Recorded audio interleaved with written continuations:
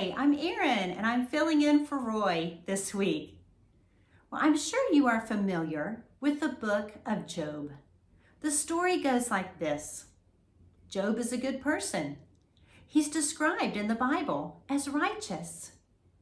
But God lets Satan take away everything Job has, his possessions, his children, even his health.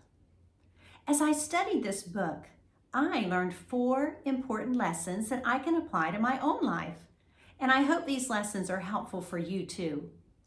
The first lesson is God allows evil in the world, but He doesn't give it free rein. God can use the evil we experience to accomplish His plan and to bless us in the long run. You know, there are times when our own choices cause suffering. We make a poor choice and the consequences bring suffering. Sometimes our pain's caused by the actions of others. Someone else makes a poor choice and that affects us in a negative way.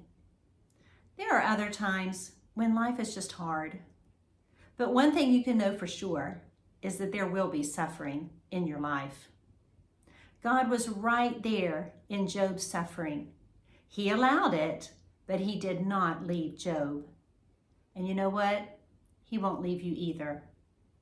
Isn't it amazing to think the God who runs the universe is willing to get involved in our individual lives? So the first lesson is God allows evil in the world, but He doesn't give it free rein. The second lesson I learned from Job is that many times the best way we can support someone else who is suffering is to be present and silent. At first, Job's friends sat in silence with him, but after a while, the friends felt the need to give their wisdom and advice to Job, and they were wrong. Ecclesiastes tells us to mourn with those who mourn. Usually, it's best to give compassion, not advice or judgment. I wonder, how many times have I given poor advice based on my own wisdom and because I didn't know all the factors? I thought I knew exactly what the person should do. I had good intentions, but I just didn't know everything. Instead, what I should do is point the person to God, who's the only one who has all the answers. So the second lesson from Job is that many times the best way we can support someone else who is suffering is to be present and silent. The third lesson is, during his suffering, Job despairs to God, but he never curses God. He even says things like, "This will turn out for my deliverance." God is the only source of hope. Job didn't doubt God, even though everything in his life was falling apart. Even though he was going through an unimaginable difficulty, he continued to trust God. God doesn't mind when we cry out and vent to Him, but we also need to stay close to Him during challenging times. Remember that God is still in control, even when we can't see it, and even when it doesn't feel like it. God is sovereign over everything, and He has a good plan, not just for the world, but for my individual life and for yours too. We tend to want to take control, but we need to let God be in charge. When I'm fearful of the future, I have to surrender my desire to have all the answers. So the third lesson from Job is that during his suffering, Job despairs to God, but he never curses God. And the fourth and final lesson is that God is not threatened by our questions.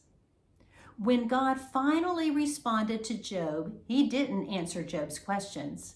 Instead, He reminded Job of who He is. When we're suffering, we need to remind ourselves of who God is and how He feels about us. The truth is that nothing I do affects how God feels about me. I can't be good enough or bad enough to change God's love.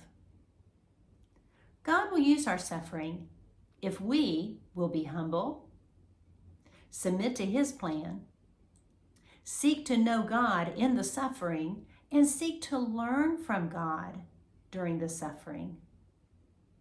I'm not saying that we should enjoy suffering. Job certainly did not enjoy it.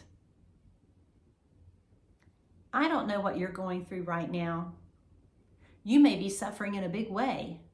Financial stress. Maybe you're suffering because of an illness or an injury. Maybe you just have an unknown future.